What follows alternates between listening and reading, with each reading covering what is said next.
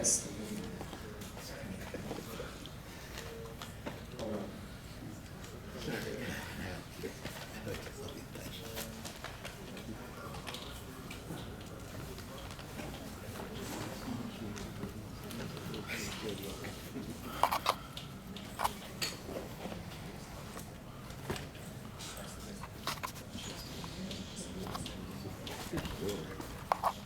Yeah,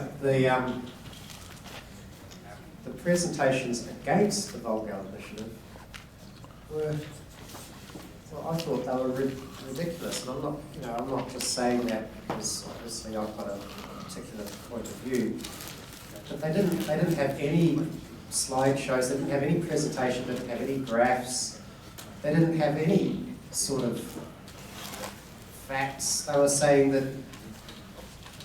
we don't want to, this is ridiculous, this is like experimenting on lab rats or something, and the Swiss people are not lab rats, and all these sort of emotive, like scare tactics, and that's basically all they had.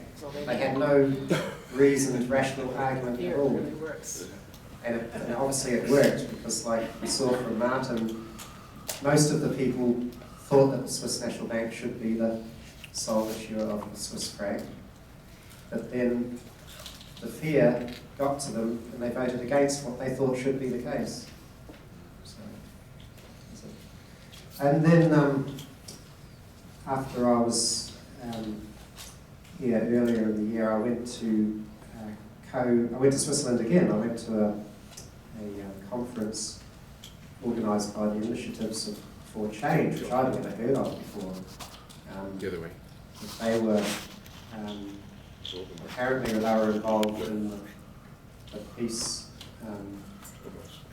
movement after World War II, particularly after World War II. They started earlier than that, but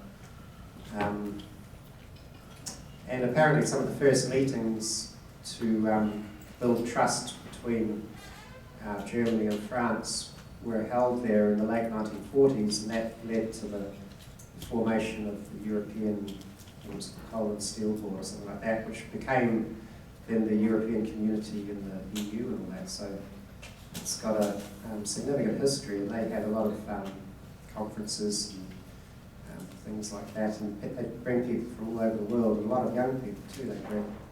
And it was very impressive. So I was invited to be part of a team there presenting concepts and ideas about money and cryptocurrencies, and it was very well received. A lot of people were interested in it. It was like a lot of people had been hearing about this stuff, and they were interested to find out more about it. So it went really well. So the end of this presentation is based on what I presented there, and the other two is based on the presentations I gave at the International Movement for Monetary Reform meeting in Utrecht in May.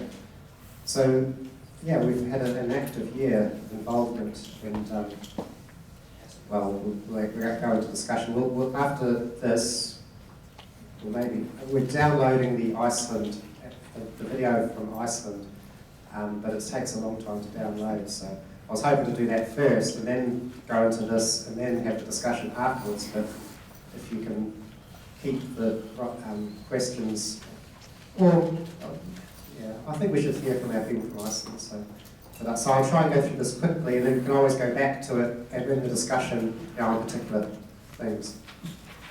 Okay. All right. So, most of you, I've been basically giving pretty much the same sort of presentations since about 2010. So, this was mainly for the people in Utrecht from the European monetary reform groups who were not so familiar with, or may have not been so familiar. Some were familiar with it, because a lot of what they're proposing, a lot of it draws on some aspects of the Green Act. Most of it comes from the work of James Robson and Joseph Huber. They're both creating new money. Okay, so the idea of the Need Act is to make a clean break from the current system.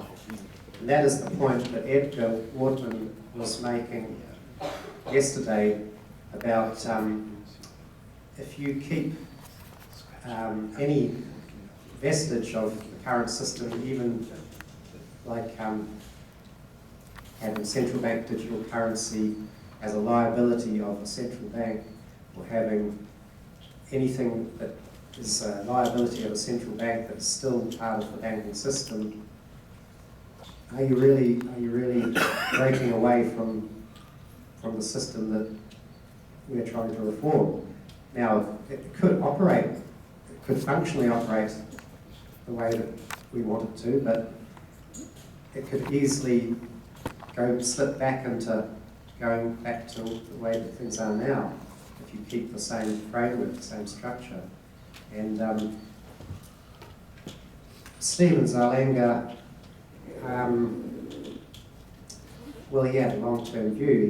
His book is published on paper that lasts for 300 years. And this is, we know the history that we have had reforms in the past and then they've been undone. And it may come to pass, but we want to, I think it's a good idea to make it as hard as possible to undo it. Don't make it easy for them. So that's what I would say, to make it difficult to go back. But even then, if you want to make a change, it's got to be relatively easy to make the change. And now, as technology improves, it becomes easier. So the main thing is, like Edgar was saying, Edgar uses the language. He comes from a legal background. He uses very precise language, and he has a very precise understanding of the meaning of words. And the main thing he was trying to get across is that basically all of the money in our system, and particularly in Europe, it's not money at all. The monetary system has no money in it. It has claims on money. It has claims on money that isn't there. It's very rickety. Okay, so the claims on money function as money, but as Stephen Zarlenga always used to stress, credit, when things are good, when people are feeling euphoric, yes, there's credit. When things are going down, the credit disappears. And that's just when you need the money. You need the money when things are going down. You need the money to stop things from spiraling into, well, a very bad situation. But in the current system, it's very difficult to do that because the confidence disappears, So, but if you have money that is permanent, you don't have that problem. Okay, people might not want to spend it, and Edgar talked about that as well, about people hoarding, but at least it's there, it doesn't evaporate. So basically what the Need Act does is that it says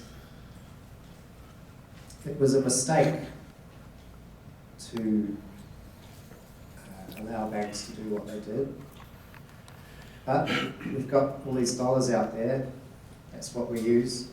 So after the fact of how they were created, we're going to say that they were created by the government and issued through the banks, and then when the banks get repaid, that is now not credit, that is money. So it's as though the government had lent the banks that money to then make the loans for the mortgages and the cars and the whatever.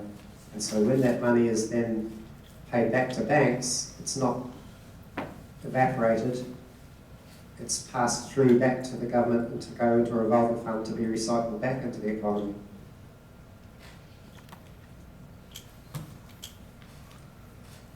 So a monetary authority is established, like Edgar was saying, he's proposing one for the European Union because of the way that it's set up there.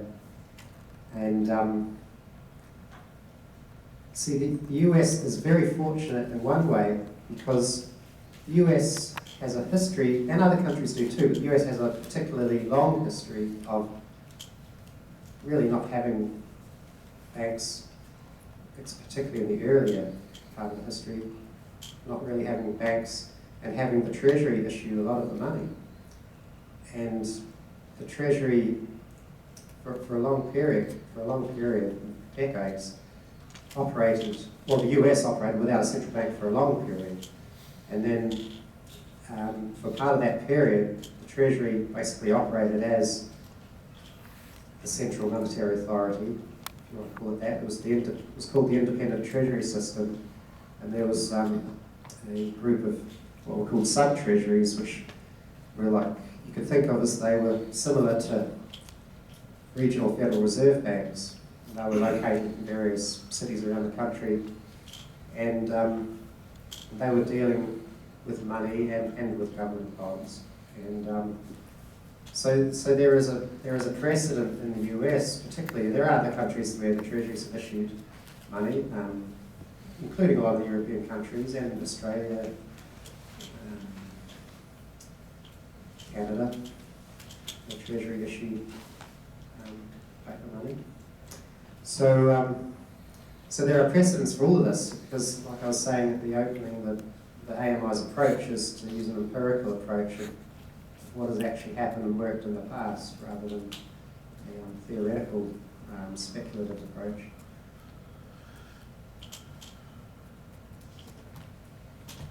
So, in the Need Act, effectively, the Federal Reserve banks are nationalised, and the functions that are needed are retained to be a bureau in the Treasury, like the US Mint and the Bureau of Engraving and Printing. They're bureaus of the Treasury. So they create the metal and the paper, and the digital should be no different. It's all money. And the Fed Board is dissolved. So basically, it removes that central banking being the banker of the banks aspect, because we know what happened in 2008, 2009. The Federal Reserve, what did it do? It supported the banks, it supported the financial system. It didn't support the government. The government had to support it.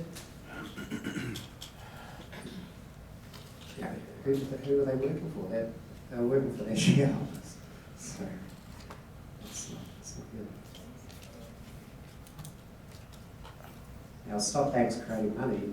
People think, oh, you can't do that. You can't do that. Any bank liability could be used as money.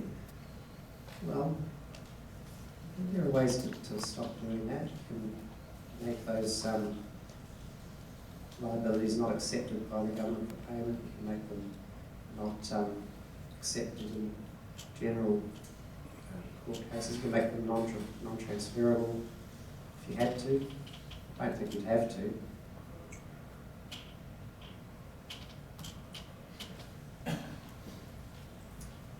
And the third aspect is to create money that promotes the general welfare. Now, I know that there are other ideas about how to distribute that money, and yeah, me personally, I'm reasonably agnostic on it. I understand and generally can agree with a lot of what people are saying. The rationale that was used in this bill was that a lot of politicians, the people you need to pass legislation, their main interest is jobs and growth, jobs and growth. Okay, and so if you try to talk to it, it makes them look good, it makes them want to get re-elected. And so this is what the NEDAC can offer them. And we got some Congress people that did sign on to the bill, but then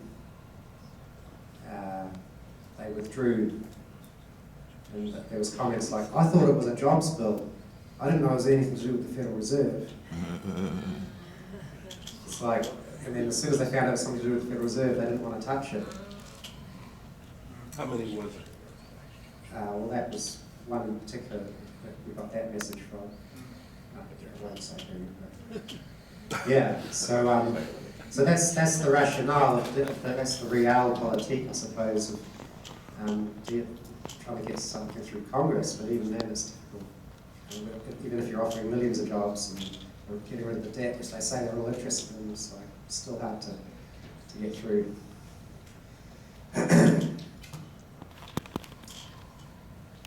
So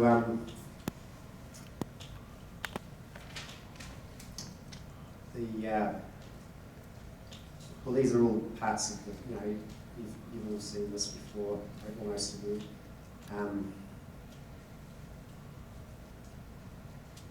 Now, of course, there may be times when there is sufficient money in the economy, but the government, for whatever reason, people have voted that they want the government to do a particular thing, and so there may be times when there is a good reason for the government to borrow some surplus money from the economy, if it is surplus. And it may be one way you can see if it's surplus is if interest rates are dropping towards zero, like Edwin was talking about. So, and as part of the US Constitution that the federal government can borrow, so we're not trying to change anything in the Constitution, we're actually trying to make the Constitution happen. So, and the limit on interest rates, people think, well, that's a strange thing to have in there, but this is just because in the US, I'm not sure about other countries, but in the US, other states used to have what they call anti-usury laws, where they'd have caps on interest rates, and for normal sort of loans, it was usually, well, I think the maximum may have been about 10%, maybe 12%, and some were about 6%. It varied from state to state, but the average was about 8%. And historically, that is a high interest rate. There's only been a few times in history that interest rates have stayed above that level for any period. And of course, things like payday loans, they're like hundreds of percent. And someone was telling me just today, the last few days, how they've brought in a law in one of the states, I can't remember which, to have a cap of 32% interest, which included payday loans. But that still sounds like high interest to me. But obviously, it's better for the people who have to go through those payday loans at the moment. But why are they having to? And so we want to have an economy that is generating good incomes, have good jobs, good careers, where people don't have to go to those places. But the governing principle, people are concerned, will the government controlling the money system? Well, it's not really. It's like the clause in the Constitution that covers money also covers weights and measures, right?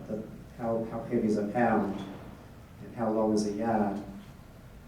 And because you can imagine if all the scales in different supermarkets were different, and they were saying, oh yes, that's $10 for a pound of whatever, but it was really only weighing half a pound, you were actually paying $20 per pound.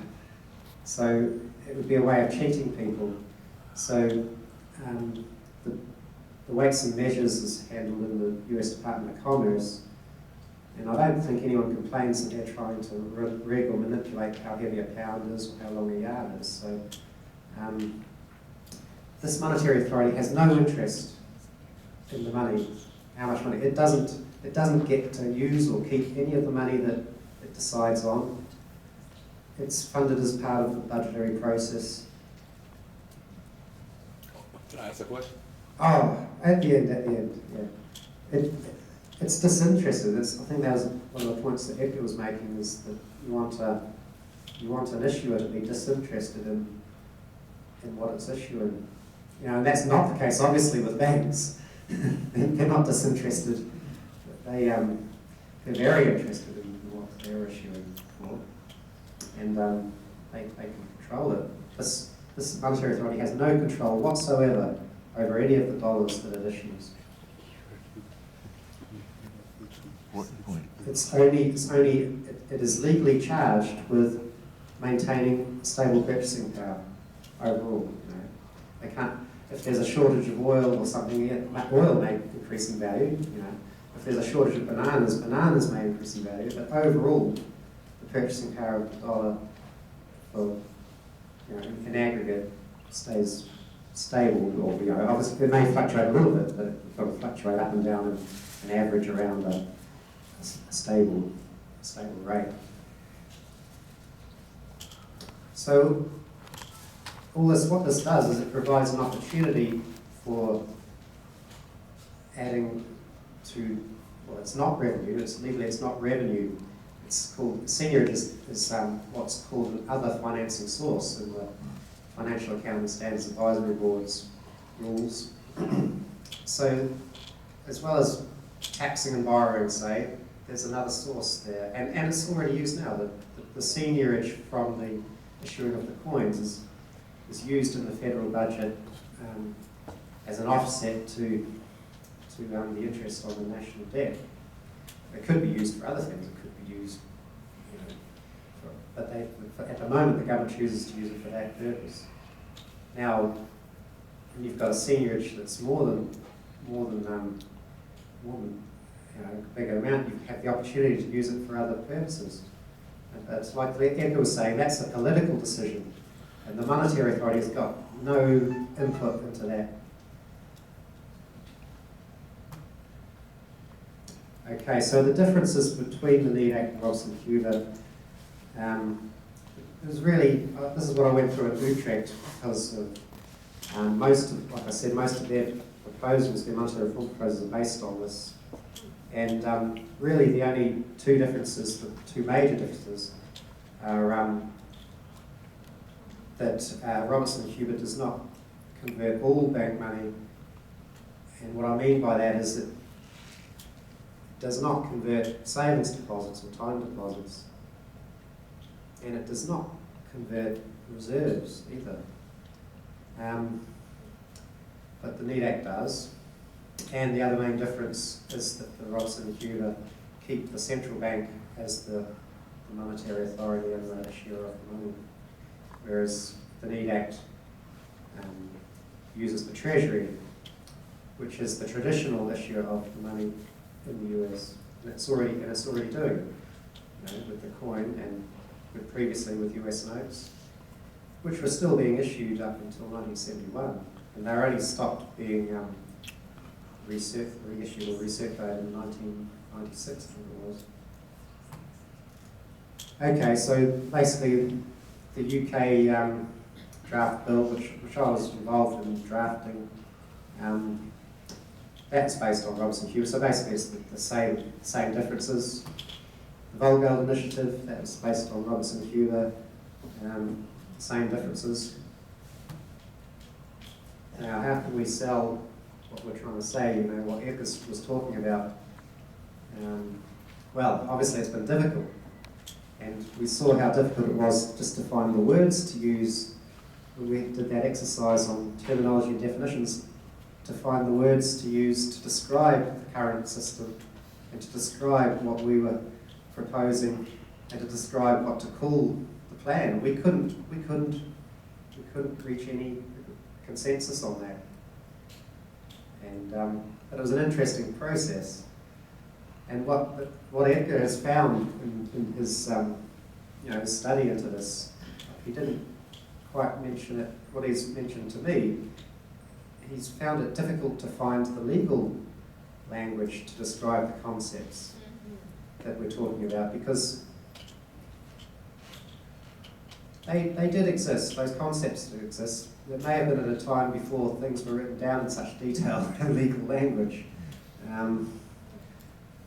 And language changes, words fall out of use, and sometimes it just happens sort of organically or naturally, and other times, it can be purposely.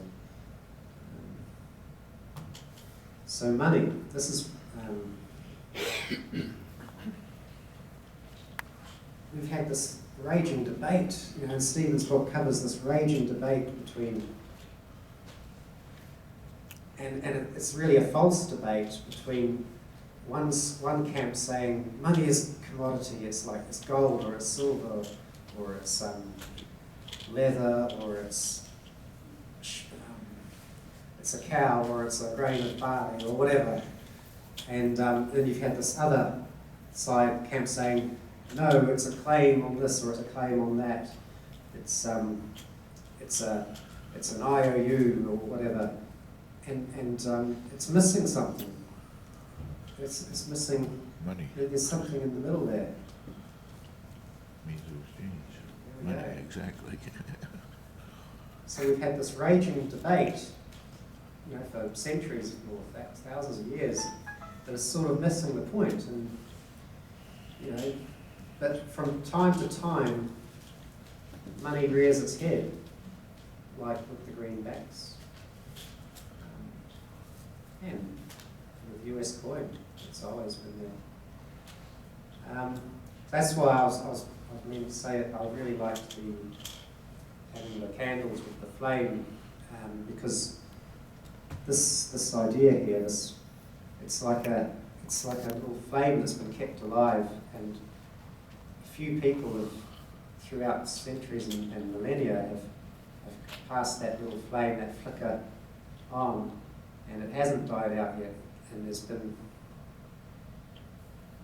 well, you could say that there's been concerted effort to extinguish that flame, but it hasn't. So Stephen always used to emphasise, going back to the classics, and Aristotle was really describing things that had happened previously, way previously. But this is some of the reference that we can verify. So, like Edgar was saying, it's not, you'll know this, but this is. And so that someone in the founding fathers, when the Constitution was being drafted, they must have been aware of some of this stuff. I think they say that the founding fathers were sort of keen on the classics, so they must have read some of that stuff. And at the bottom there, we know that a very, very well-respected Harvard law scholar wrote a long paper on what did it mean, this coin, and it meant basically to create or originate, and it didn't matter what the material was, it didn't matter whether it was paper or metal, or he didn't say digital at that time, but that's what we use. So here we go, seniorage, the word is there.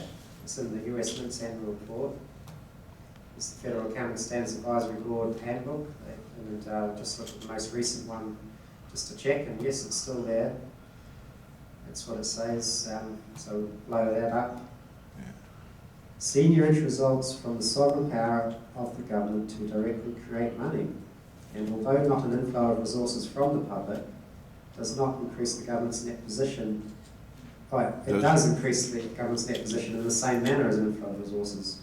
So going back, it goes on to, in the small print it says, because it is not demanded, earned or donated, it is an other financing source rather than revenue.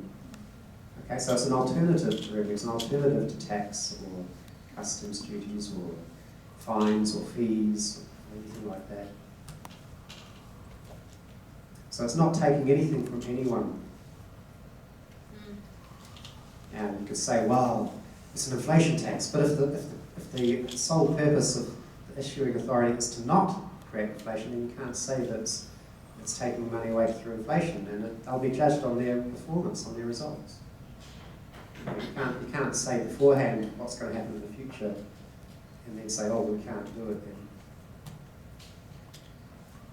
So the Federal Reserve even acknowledges seniorage on their financial accounts of the US. It's hard to see it. Where is it?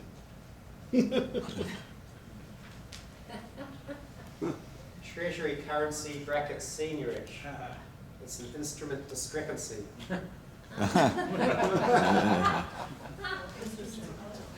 Money is a discrepancy in the monetary system according to the Federal Reserve.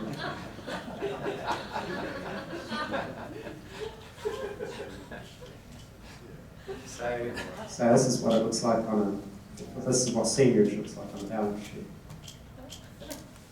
See, it does not increase liabilities, it does not increase debt. It's a beautiful thing. So, Jamie, explain it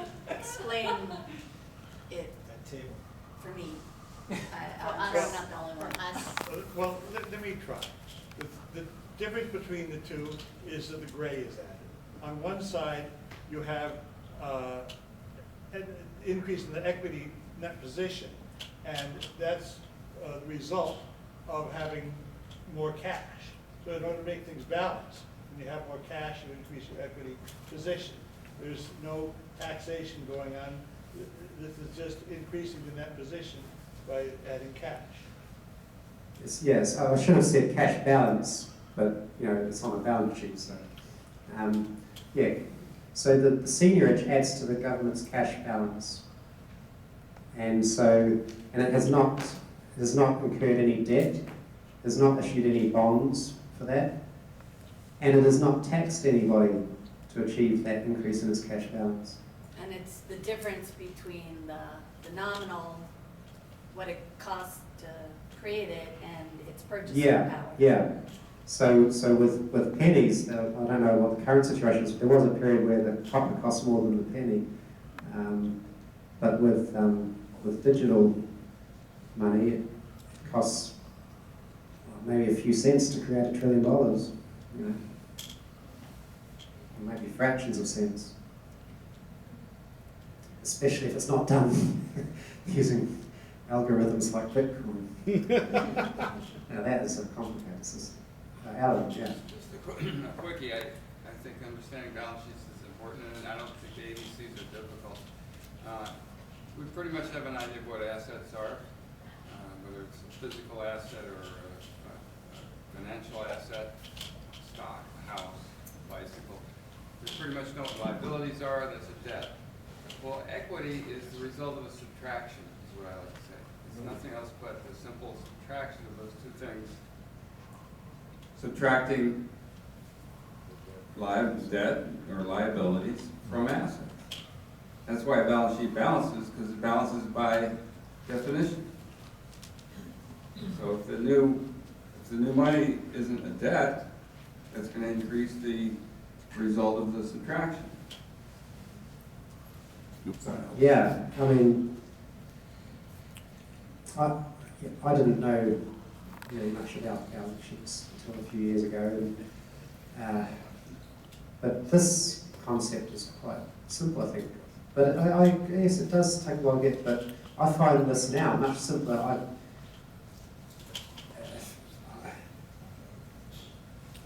I find very difficult to understand, if I have to do a tax return, what on earth it's talking about. And in New Zealand we don't have capital gains tax, but in the US you do. So if you had bought a house, say 20 years ago, and then you sold it, today, and you made a capital gain, that difference is like the equity that you've made. Sort of.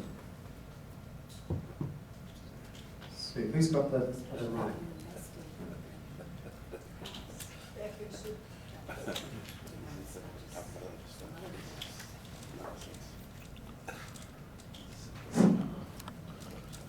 And everybody should know how easy it is to see the balance sheet of any publicly traded corporation, however the size they are, by going on the internet to the SEC, and they have the balance sheet there for the public. And just go for long-term debt.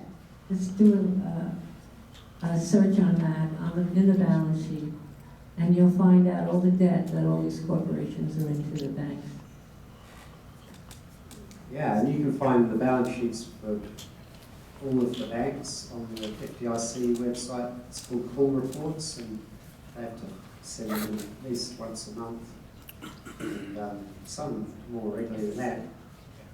And you can find out the whole banking system's net position from the Federal Financial Institution Examination Council website. And they issue annual reports that tells you the financial position of all of the financial institutions and depository institutions like banks, credit unions, savings and loan associations, all of that. And you can find it on the Federal Reserve's website in their flow of funds accounts, what they used to call the flow of funds accounts, now they call them the financial accounts or financial statement. Jamie, can I ask a question about something else? Oh yeah, now we're I was trying to avoid going into this. I know you were, but I can't help it. I'm not going to be here that much. On the monetary authority, you don't have to go back. Don't worry about all that. On the monetary authority, we were looking at the NEED Act a couple of weeks ago, and I'm curious to know the makeup of the monetary authority was 4 Democrats, 4 Republicans, and I think 1 other person. What was the thought process behind that? Why is it like that? This is my first question. And do you think it's, I guess from my point of view, people have pointed to that. I know Lucille had brought up maybe it should be regional, maybe it should be elections so they're accountable to the people. Maybe they shouldn't be appointed necessarily. That's one part of the question. And then the second part of the question is, with economy recovered since 2008, is there anything about the NEED Act that you would change since we're in a different point right now? Oh, well, yeah. The initial thinking behind it, initially what we really wanted was representatives from agriculture, industry, all the things that the Federal Reserve banks are supposed to have. And they do. They have A, B, and C class directors. But the way that it's worked, it's the banking sector that has the dominance in those boards. And then, so yeah, we wanted to make a genuine attempt at that. It must have been decided that was not a norm. There is precedent for that. You know, some of the things that I'm sure that some of the organisations that Randy Cook was talking about probably are set up to have that sort of representation. I'm not sure. That was what we initially wanted, yeah, was to have a broad representative thing, but it must have been decided at the Legislative Council that was not the current way of doing things, and they decided to make it the way that they normally do it. And it's probably unusual to have a. I mean, I find it unusual that you have to specify a political party in legislation, but America has such an entrenched two-party system. I guess the point is should we continue that, or should you use the NEED Act to separate that? I mean, I could see, to me, the monetary authority should be accountable to people. Yeah, I So agree. if there are 9 regions and somebody says, I want to be on the monetary authority, and they want to run and they want to put up their bona fides to say this is why I should be on the monetary authority, then let the people elect them, because to me that keeps the people more connected to monetary issues if they have to actually elect somebody and think about who to vote for. Right. Well, yeah, I agree with that in philosophy. I'm just in the Constitution that they say that these are like officials, and so they say that they are appointed and confirmed by the Senate. So I think it's just following that precedent that's used for every other, government agency. But yeah, I mean, there may be precedent for something like that. In these rural cooperatives that are sort of quasi-governmental agencies. Some of these other, we'll have to look into that. But, I mean, in an ideal world, but we're sort of not living in an ideal world at the moment. We're got to work with what we've got, and this was just applying the precedents used for every other government agency. Yeah, but obviously this is a very important one. Now, weights and measures, you could say that's important, and then how are the people who are appointed to those positions, how are they decided? And they probably don't even specify that they have to be, you know, and I think it's, I personally, coming from another country, I think it's crazy that every time a president changes, all the officials, or a lot of the officials change. I mean, to me that seems strange, but anyway, that's the way it was set up here.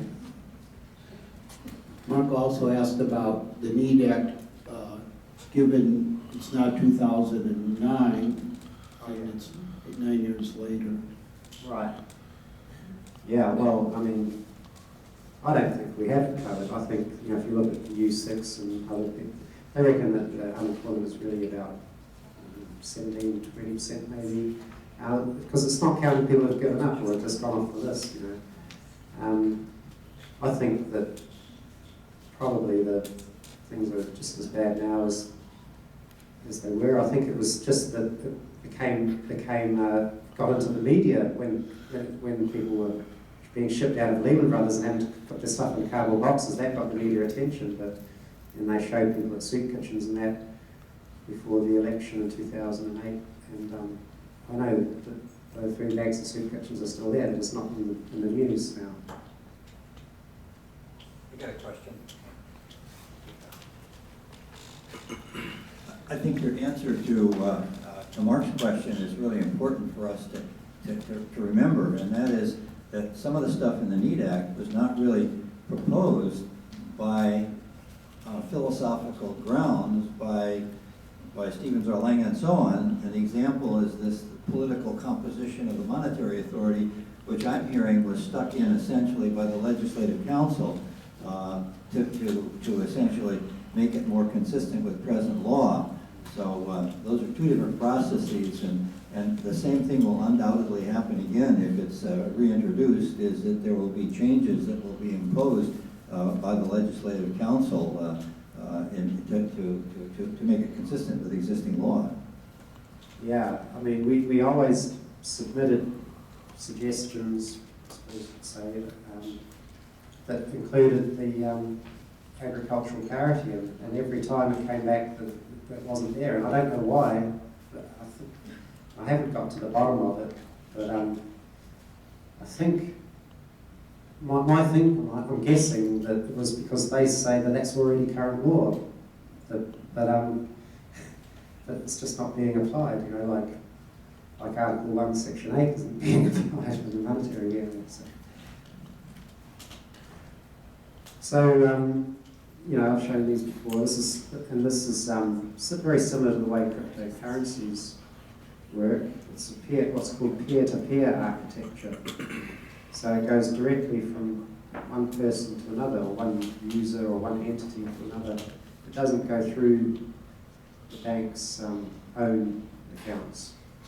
Now, in this situation, this would be a custodial accounts of banks. This is like, and banks operate custodial accounts. You know, you can store, and everything's electronic these days. You can store securities at a trust, custodial account at a bank, and they will even lend them for you and give you whatever returns that they've made on lending your securities to other people. But you know, we don't want that. They wouldn't be able to lend your money without your permission, and they cannot lend whatever you put in a custodial account without your permission. So how would, and then for some reason it's very strange, because like we've heard, you know, so much that just about all of the economists think that banks take money from savers and lend it to borrowers, and most bankers say that that's what they do as well. You know, we've found, you know, John Powell and that, they've found it very difficult to convince banks that they don't do that. But yet, immediately, as soon as you suggest doing this, they immediately turn around and say, well, banks wouldn't be able to make loans then. And you think, well, you've just told me this is the way they do make loans. And now, when I'm suggesting that that's the way they should make loans, you're saying that they wouldn't be able to make loans. I don't understand it. This is what we get. This is what we've been getting for like decades. It's like holding two completely different thoughts in your head at the same time. It's really, really bizarre.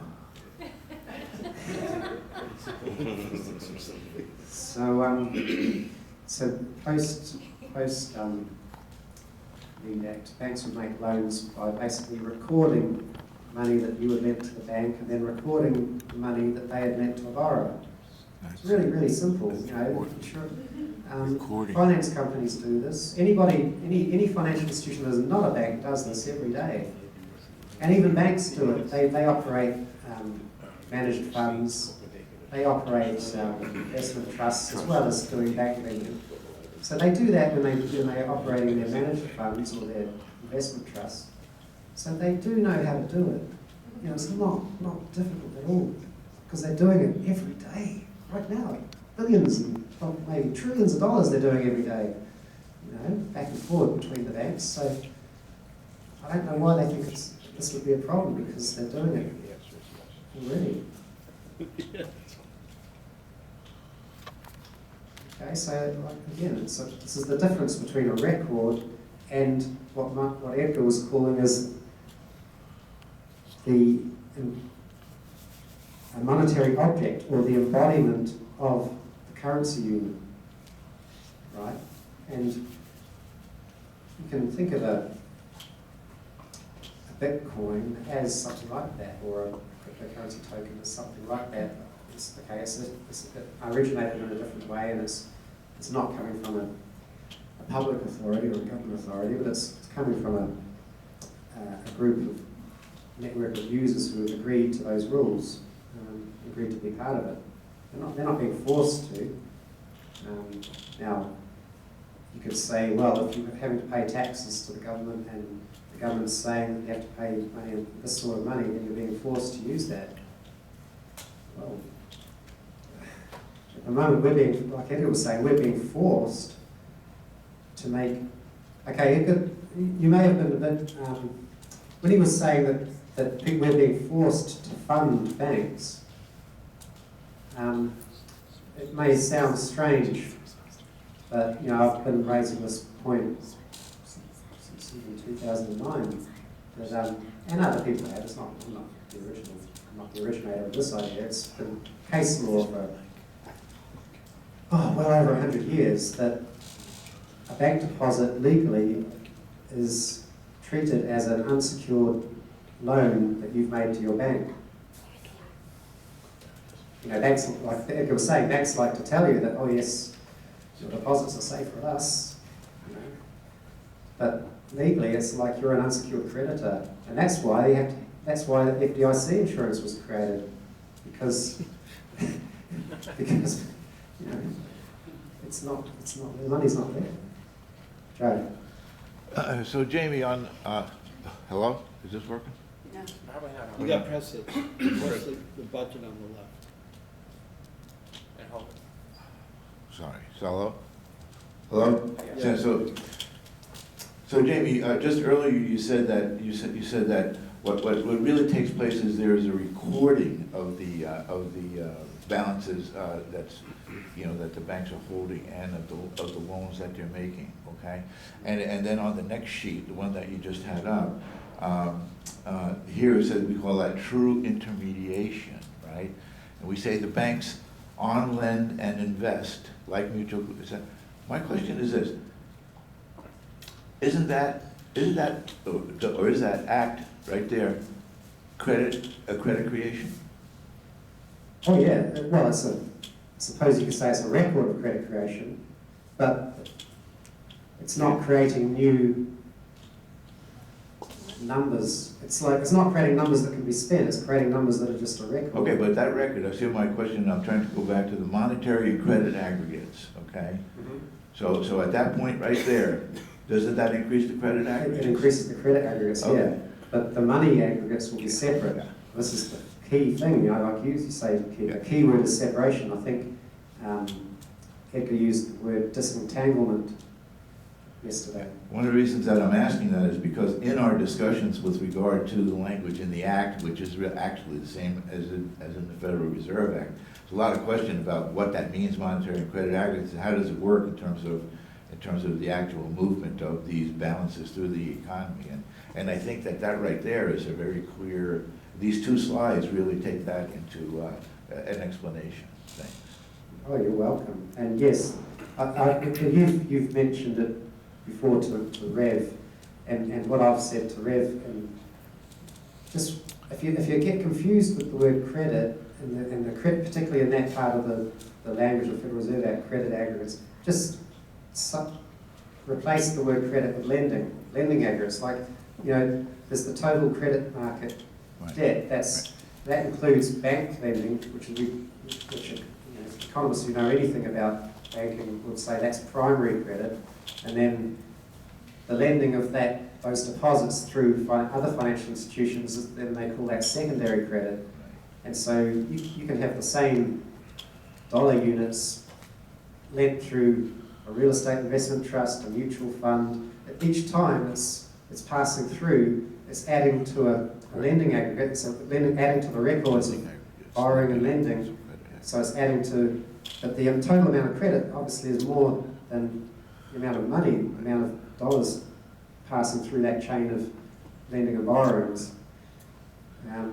And in the US, it's very much bigger. It's like 5 to 6 times bigger. In a lot of countries, they don't have such developed, what they call Credit markets. They call it, well, I was going to say capital markets, Joe.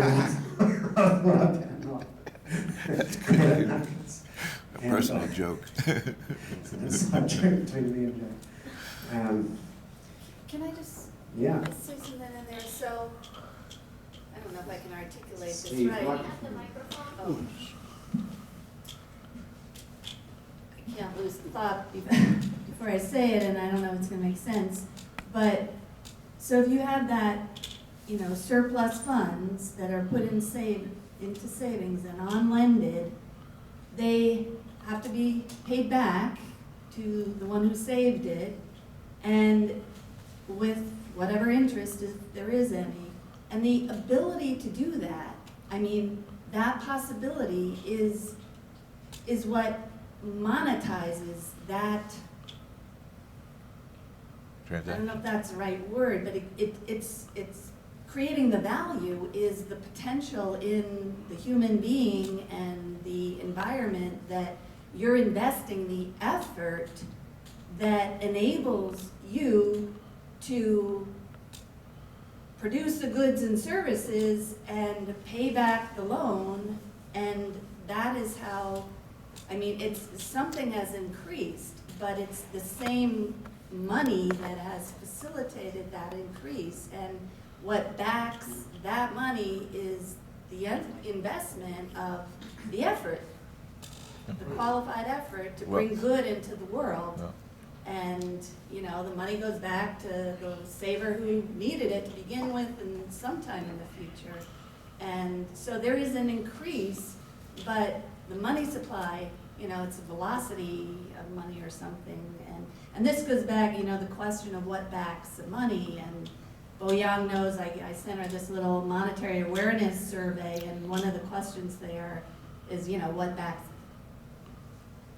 our money, what's being represented. And, you know, I think the best answer, and it's in Huber, he says it very clearly, you know, it's the average productivity of the people whose name it bears. Yeah, I mean, I try not to blow too much minds, but in a perfect world, you may not even need money. You may just need a recording of these transactions. And that's, in a way, that's sort of what cryptocurrencies could be used for. There are different ways of setting them up. There are sort of gift and care tokens that have been set up with proof of care or proof of goodness.